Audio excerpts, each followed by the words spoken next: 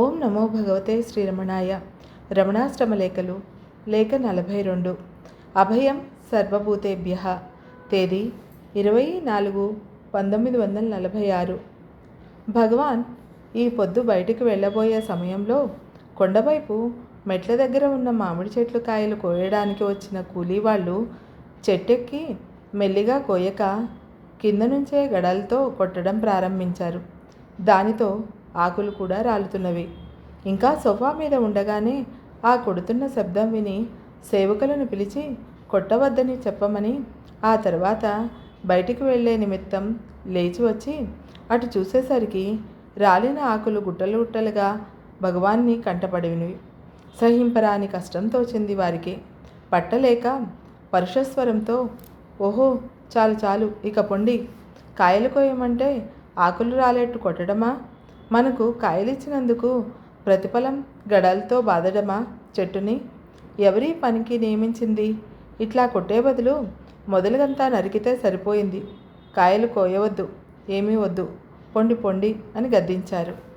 ఆ మేఘ గంభీర ధ్వని అందరి చెవుల్లోనూ ధ్వనించి భయకంపితులను కావించినది. ఎత్తిన గడలు చాపగట్టగా నేలవాల్చినవి. కూలీవారు చేతులు కట్టుకొని నిలబడ్డారు. నోట మాట రాదు. నేనా పక్కన ఉన్న గడపలో నిలిచి ఆ దయామూర్తిని చూసేసరికి గుండె కట్టుకొని కళ్ళు నీళ్లు గమ్మినవి.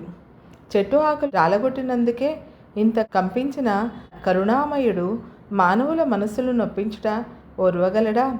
కరుణాపూర్ణ సుధాబ్ది కదా రమణ భగవానుడు. శ్రీవారు గోశాల పక్కకు వెళ్ళి వచ్చేసరికి అపరాధం క్షమించమని వేడుకుంటూ ఆకులన్నీ పోగు చేశారా భక్తులు. అబ్బబ్బా, చూసారా ఎన్ని దెబ్బలు కొట్టారో, ఎంత గుట్టాయిందో ఆకులు పోగు, ఉస్సో అంటూ హాల్లోకి వెళ్ళారు భగవాన్ విరూపాక్ష గుహలో ఉన్నప్పుడు ఎచ్చమ్మగారు తన ఇంట్లో భగవాన్ పటము, శేషాద్రి స్వామి పటము పెట్టి లక్షపత్రి పూజ చేయాలని సంకల్పించి భగవాన్ను వేధించి ప్రారంభించిందట.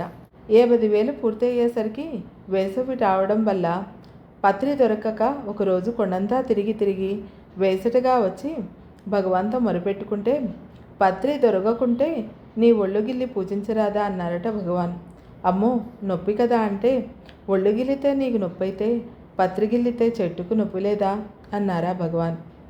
ఆమె తెల్లబోయి, మరెందుకు చెప్పలేదు స్వామి అంటే, నీ ఒళ్ళు గిల్లితే నొప్పని తెలిసినప్పుడు పత్రి గిల్లితే చెట్టుకు బాధని ఎందుకు తెలియదు, నేను చెప్పాలా అన్నారట భగవాన్.